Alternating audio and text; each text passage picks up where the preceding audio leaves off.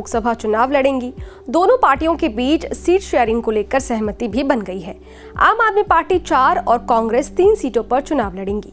इस बीच बीजेपी दिल्ली की 7 सीटों को लेकर अपना समीकरण बना रही है। दिल्ली की 7 लोकसभा सीटों को लेकर बीजेपी की क्या प्लानिंग है, चलिए आपको इस वीडियो में बताते हैं। नमस्कार, मैं हूं अदिति शाह और आप देख रहे हैं न्यूज नेशन डिजिटल।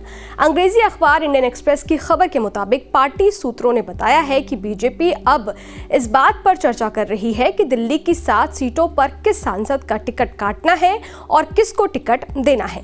पार्टी सूत्रों के मुताबिक जब सीटों की बात आती है तो बीजेपी के पास दिल्ली में जीत के लिए 2 फॉर्मूला है। पहला 7-0 का, मतलब दिल्ली की 7 सीटों पर सभी सांसदों को रिपीट करना, फिर से उन्हीं सांसदों को लड़वाना जिन्होंने अपने मौजूदा सीट पर जीत दर्ज की है। दूसरा है 5-0 का, मतलब 5 सीट पर उम्मीदवार रिपीट और बाकी 2 पर नए उम्मीदवार को लड़वाना। एक्सप्रेस ने अपनी रिपोर्ट में सूत्रों के हवाले से ये भी बताया है कि आप कांग्रेस गठबंधन से अब मुख्य मुकाबला 2 के बीच हो गया है, जो कहीं ना कहीं उम्मीदवारों के चयन के लिए पार्टी के दृष्टिकोण को प्रभावित करेगा।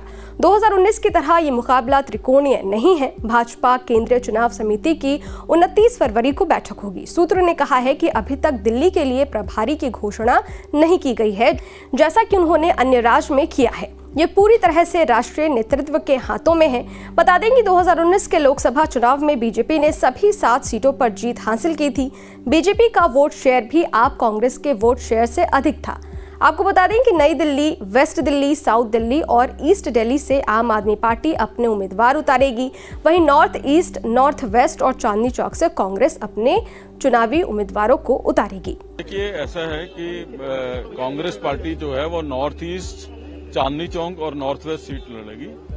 नई दिल्ली, वेस्ट दिल्ली, साउथ दिल्ली और ईस्ट दिल्ली के ऊपर आम आदमी पार्टी चुनाव लड़ेगी। और इंडिया अलायंस का हिस्सा होने के नाते हमने पहले भी कहा था, जो हमारे पार्टी हाईकमान का आदेश होगा, दिल्ली का कांग्रेस का कार्यकर्ता उसको फॉलो करेगा।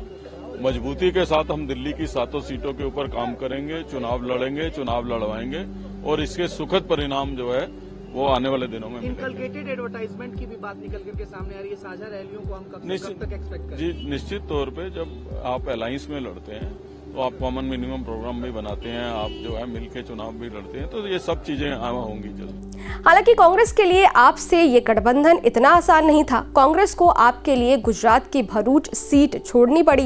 ये वो सीट है जिस पर लंबे समय से कांग्रेस के दिवंगत नेता अहमद पटेल के बेटे और बेटी कांग्रेस से टिकट मांग रहे थे। अब भरूच लोकसभा सीट पर आम आदमी पार्टी के चेतर वसावा चुनाव लड़ेंगे। इसके अलावा कांग्रेस हरियाणा, गोवा और चंडीगढ़ में आपके साथ मिलकर चुनाव लड़ेंगी। खैर, ये वीडियो आपको कैसा लगा? इस वीडियो पर आपकी क्या राय है, कमेंट बॉक्स में जरूर बताइएगा। देखते रहिए न्यूज नेशन डिजिटल, मेरे यानी अदिति शाह के साथ। शुक्रिया।